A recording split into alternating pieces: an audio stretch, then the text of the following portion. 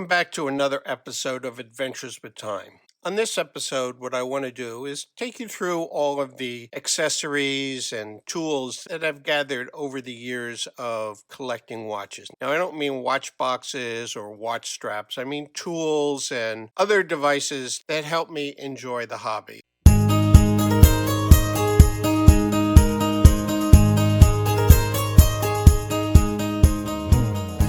What I have here is around my desk several places where I keep these tools. There's this little shelf here right next to the table that I work on. Up here in the corner cabinet, I keep some items, and then over here on this shelf, I keep some other items. So let's move back to the tabletop and I'll show you what I've got.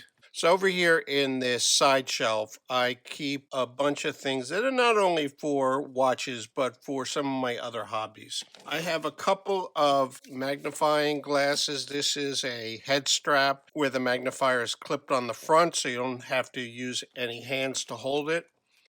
Here's another little magnifying glass. Over here, I also keep my digital caliper. This is a plastic one, so it won't scratch the watch, and it has an automatic off. I had a metal one, which I used to use, but I had to cover it with cello tape so it wouldn't scratch the watch. And it also didn't have an automatic off, so if it got knocked or left on, the battery would die. So I decided that when I got a new one, I'd get one with an automatic off. And it's in inches because I was measuring something in inches.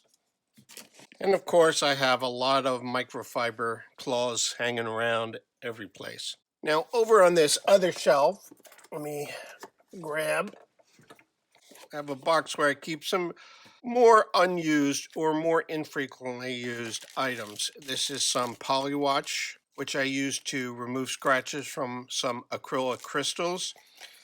This is a measuring tape for infants or babies' heads that I use sometimes to measure my wrist. And then just some various junk that I've collected in there. So that box is rarely used. Then I get to the main tools, which are on my shelf here. Oh, let me show you over here my little box where I keep all my extra watch straps and bracelets, some of them down there. And there's some Loctite for screws that go into bracelets, a whole bunch of bracelets, and we have some spring bar tools. I also keep one over here so that it's always out and handy. And you can see I have a few straps. I try to keep them organized here by lug width so they're easily identifiable which I need to use.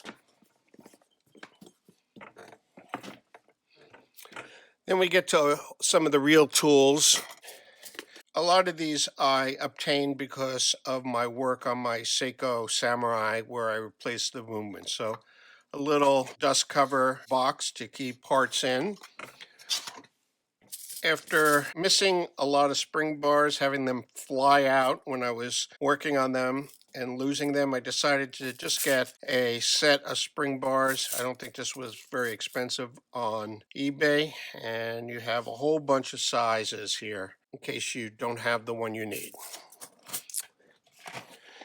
Here's a screwdriver set. It's really generic.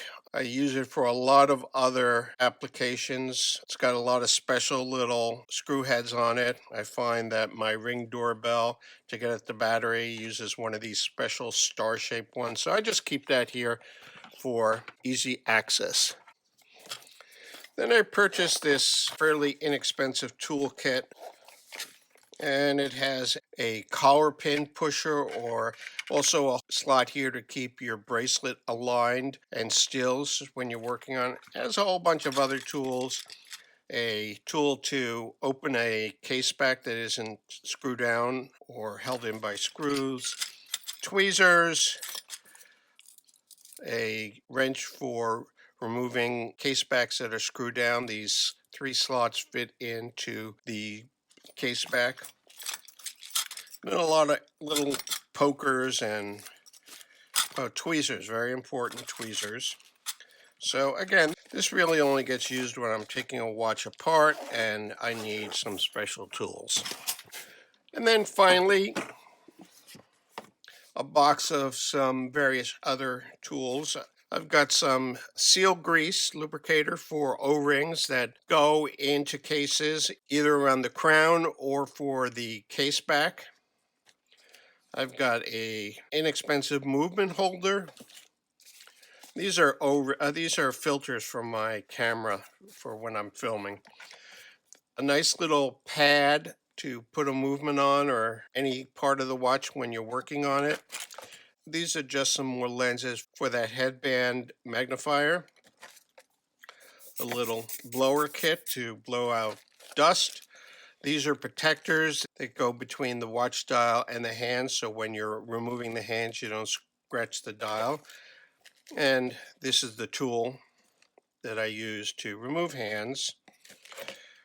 This is a hand presser honor tool, a hand press for putting hands on a watch dial. I found it too difficult to use because you needed a lot of hands or fingers to hold everything in place. So what I opted for was this type of pencil device with, I don't know if you can see that, different holes in them for different size hands. And I found those more useful. Another movement holder, some extra hands, some tips for those pushers. Here's a whole bunch of files. You know, when I had to clip this second hand for my Seiko Samurai, I thought I might use them to file the end, but I really didn't need them. Rather than that big wrench I showed you before for removing screw case backs, this is a simpler one. Just put it in and move.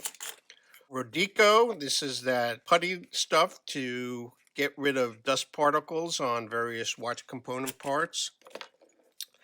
This is a clipper that I used to actually cut the tip off a hand.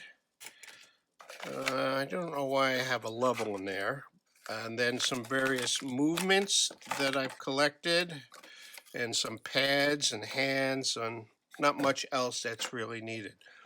So that's pretty much the extent of the tools that I have for working on watches and playing with the watches and examining watches. So you might want to get a few of these as you gain experience and move even further into watch collecting and actions. Let me know if you have any questions and if I can help you in any way. I don't have any sort of partnership with anybody where I have an affiliate account yet to allow you to purchase these like on Amazon where I would get a commission. I just haven't felt that that's worth it for me yet. So maybe in the future, but not now. Thanks for watching. I have a new video coming out next week about a new microgram watch that's been lent to me. So keep an eye out for that. Don't forget to like this video and subscribe to the channel. And I'll leave a link right here to a video, actually my playlist on the work I did on that Seiko Samurai. And here's a video on homage watches. Thanks for watching, and I'll see you in my next video.